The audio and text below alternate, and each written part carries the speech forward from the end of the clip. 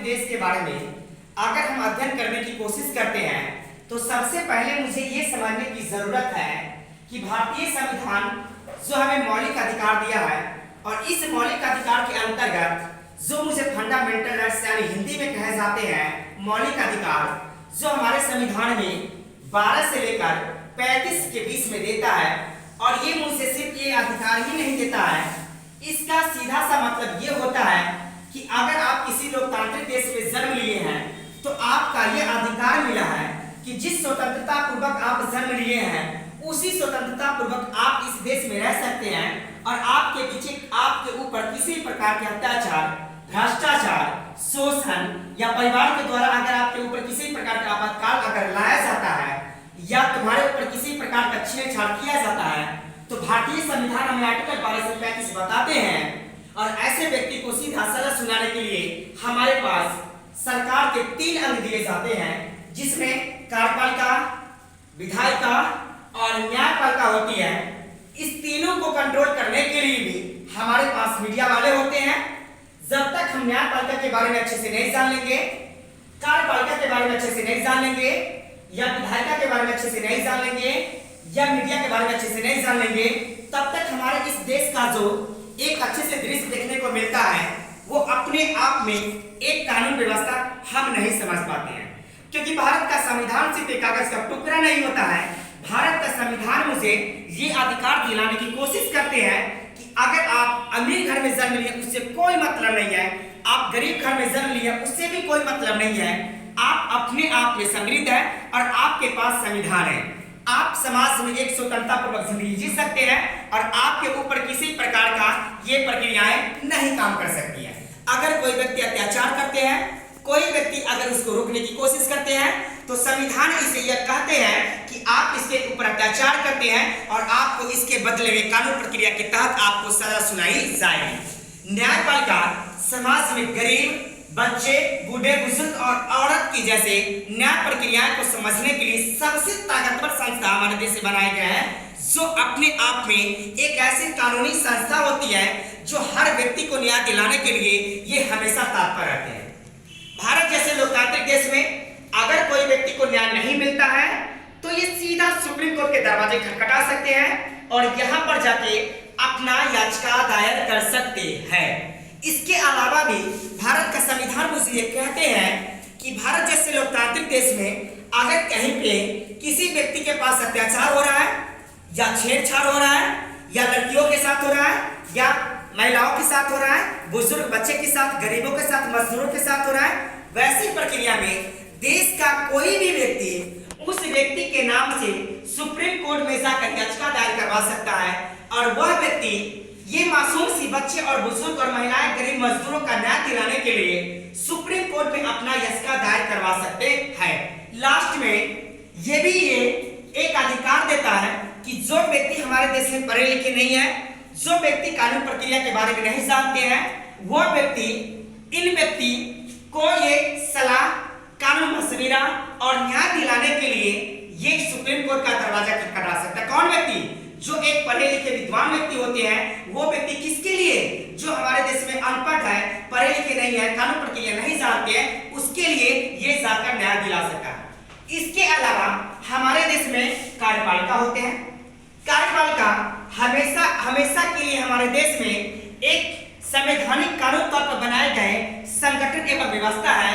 जो कानून को मूल्यांकन करने का काम करता है कि क्या हमारे देश में जो कानून प्रक्रियाएं बनाए गए हैं वो कानून प्रक्रियाएं सही है या कानून प्रक्रियाएं गलत है। कहने का मतलब कि देश हमारा लोकतंत्र है और हम गरीबों का देश है, तो यहाँ पर ऐसा तो नहीं कर दिया गया है जो कानून प्रक्रियाएं हमारे देश में अमीर वालों के लिए बना दिए गए हैं, पूंजीपति वालों के लिए बना दिए गए हैं। कानून हमेशा गरीबों के लिए होना चाहिए, मजदूरों के लिए होना चाहिए, महिलाओं के लिए होना चाहिए। तो कार्यपालिका बनाए गए कानून का मूल्यांकन करता है और उसमें सुधार करने का निर्देश जारी करता है। लास्ट में विधायक हमेशा कानून बनाने का काम करता है। अगर विधायक को जो जनता, कहने का मतलब है जो देश का महान जनता हमारे लोकतांत्रिक देश में देखे जाते हैं, जो एक माटी की मूर्ति की तरह काम करते हैं, वो अपना कीमती वोट देकर इस विधायक को जिताता है और ये विधायक आगे जाके कानून प्रक्रिया में रूप लेती है और हमारे गरीब और मजदूर लोगों के लिए कानून प्रक्रिया बनाने का काम करता है। इसके बाद सबसे जो जबरदस्त और ताबड़तोड़ तरीके से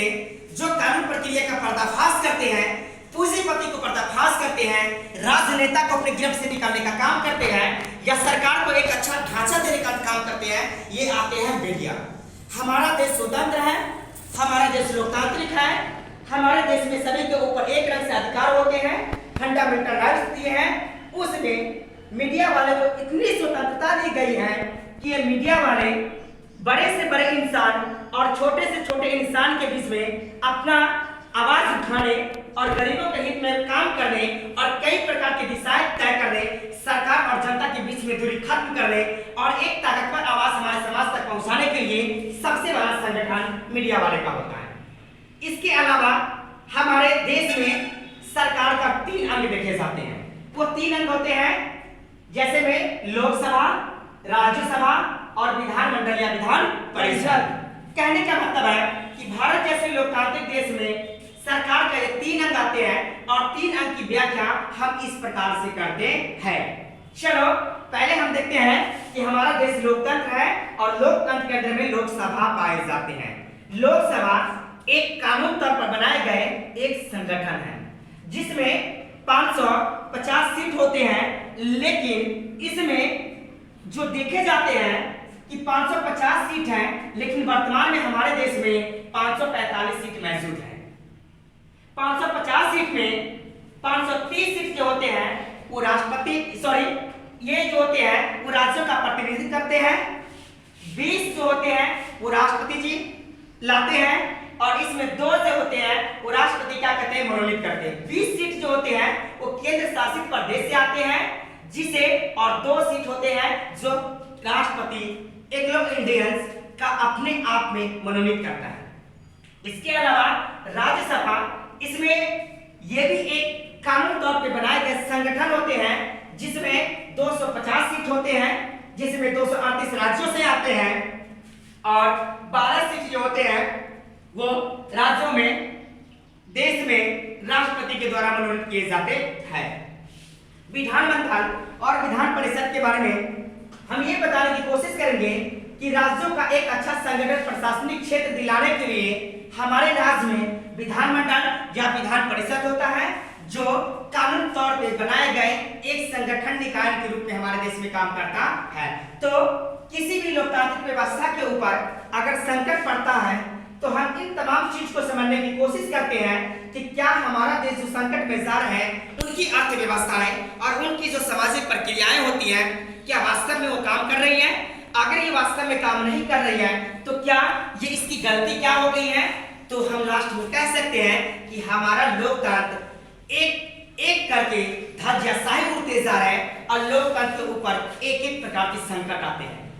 अगर इनमें से कोई प्रक्रिया अगर काम नहीं करती है तो सरकार के ऊपर मैं सीधा उंगली उठाऊंगा और आवाज उठाकर ये बताने की कोशिश करूंगा कि हमारा देश स्वतंत्र है और हमारे देश में सारे संस्था बनाए गए हैं। हमारे देश में कानून प्रक्रिया अच्छी तरह से काम करनी चाहिए। अगर सरकार ये तमाम चीज करवाने में अगर विफल हो जाती है तो मुझे ऐसी सरकार का कोई जरूरत नहीं है, क्योंकि सरकार जब हम चुने थे तो हम अपनी एक एक कीमती वोट दिए थे और एक एक आवाज उठाने वाली ताकत हम अपने ताकत सरकार के झोले में डाल दिए थे। तो मेरी आवाज कहती है और हम ये कहते हैं कि हमारे देश में सरकार हमसे ताकतवर है, लेकिन याद रखना लोकतांत्रिक देश में सरकार ताकतवर नहीं होता है। लोकतांत्रिक देश में हमेशा हमेशा के लिए ये जनता ताकतवर होता है। जनता जब चाहेगी सरकार बदल सकती है, जनता जब चाहेगी सरकार से कुर्सी खाली करवा सकती है। तो ये लोकतांत्रिक व्यवस्था के ऊपर एक छोटा सा विचार था।